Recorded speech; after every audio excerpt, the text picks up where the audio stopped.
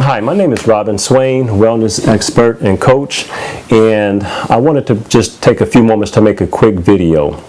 By the way, today is February 29th. You may notice this balloon behind me. Today is my birthday. I was born on today, or leap year, which is leap year. And because my birthday only comes once, as they say, every 4 years, I do want to take a moment just to say thank you to all of those who either via Facebook or maybe YouTube follow me and left and sent happy birthday messages to me. I really do appreciate it. I can feel the love, and just wanted to say thank you for that. And hopefully by now you have already heard from me. For those who did send messages, I did try to reply to each and every one of you, so thanks again. But the reason why I wanted to make this video, there was some news that I received a few days ago, maybe a couple of days ago, but I guess it is days old now that this has been out. But there was a court and a jury that awarded a family $72 million over a lawsuit from Johnson & Johnson. And for those who may not be aware of actually what happened, a long story short, a woman by the name of, Jackie Fox I have here, 62 years old. She died back in October of 2015 from ovarian cancer. And apparently it was seen, or it was discovered, she found out shortly after being diagnosed with ovarian cancer, that there was a link between Johnson & Johnson's baby powder and cancer. And the culprit is the mineral, the powdered talc mineral within the baby powder itself. And upon discovering that, there was a big investigation, and she died while this was going on. And as a result of it, there was a lawsuit granted to her family for $72 million.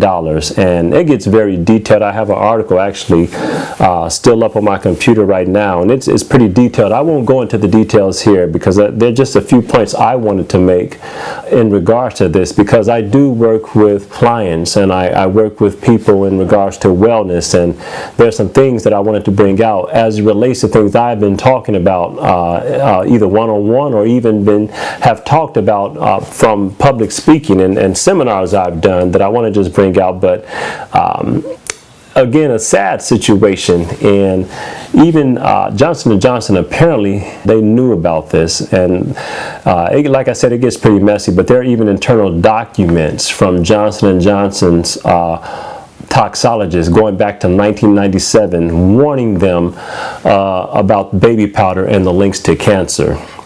And so again, this family was awarded that.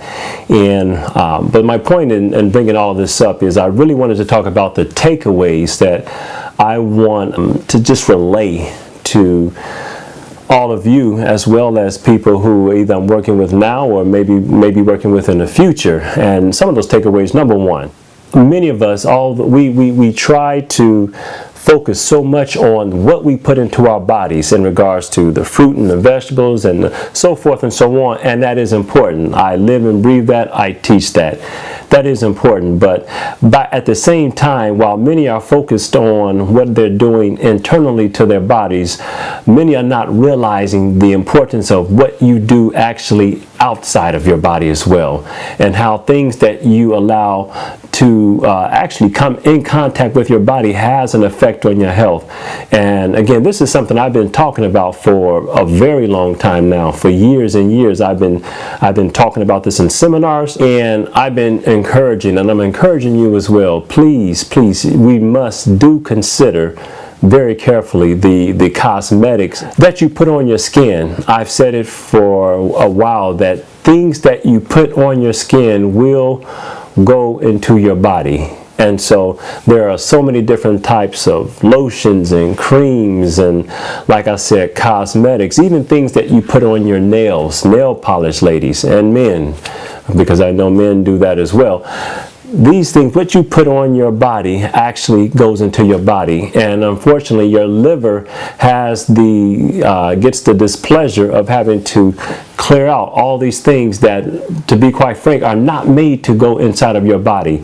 And again, your skin is porous, and these things go into your body, and sometimes we forget that. And again, I hate to have to bring this point out, or I hate to bring this point out under the news that I just received here a few days ago, but I thought it was a good time to just remind people to do that. So that's really kind of point number one. Point number two, I want to just encourage people, and I have always encouraged again, but we really want to start considering products that are more natural in general. And again, I'm speaking specifically about things that we put on our bodies, the oils, the skins, and all these things and so forth and so on. And to be quite frank, that's a whole nother topic when we talk about what is natural and what is not natural.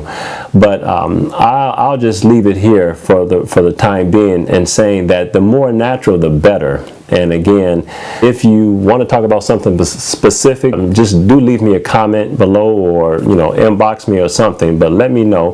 But again, the point I'm making is the more natural the product, the better. And while I'm on that point, that leads me to my next point, and it is so important that we get to the point where we really, not only for the things that we put in our body as far as food, but we have to get back to the point where we are reading labels. And again, I'm not talking about just for the internal stuff, but I'm talking about external. We got to start reading the labels again. And if it's complicated, if it's something that we see, these chemicals and things are not designed to go in our body. And eventually, a lot of times, and I wish I could say this is the first time I've seen a case where someone has suffered from some debilitating illness. I don't think I've seen any death-related things, but I've seen debilitating illnesses specifically based on something that was done outside the body, but yet got into the body. The skin is an organ. It is porous, and it does allow things in the body. So I believe we forget that. So again, we have to get back to labels. And I think the final thing I wanted to just mention is, because some people really are not aware, and there are things that I take for granted sometimes, and I think people are aware and they're not aware. But people have asked me, well, what can you use instead of powder or Johnson & Johnson's baby powder?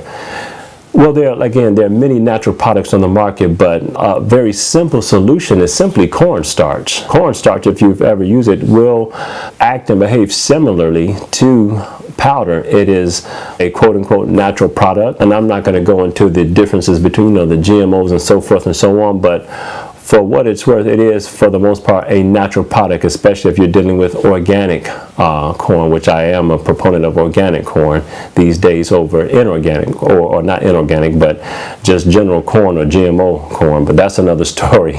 That's another topic too altogether. But again, pure cornstarch does what baby powder would do, and more, and even better. So again, please, we got to get back to reading labels. And I'm specifically hoping this message reach not only all of you who are listening, but especially those who are in my coaching program, or who are clients of mine, or even considering becoming clients of mine. I want to encourage you to not only consider the things that you are doing, as far as, or rather should I say, what you're putting inside of your body, but also things that you are putting outside of your body. So with that, I am going to say good night. It is getting rather late here, and I hope to talk to you soon. And again, if you have any comments, any questions, or maybe you can share some natural products. In fact, why don't you do that? If you don't mind, go ahead and leave a comment. Let me know what you are using, or any natural products that you find are working well for you. Share it with me, and I'll be happy to share it with others, and people read the comments. So we look forward to hearing from you. Thanks.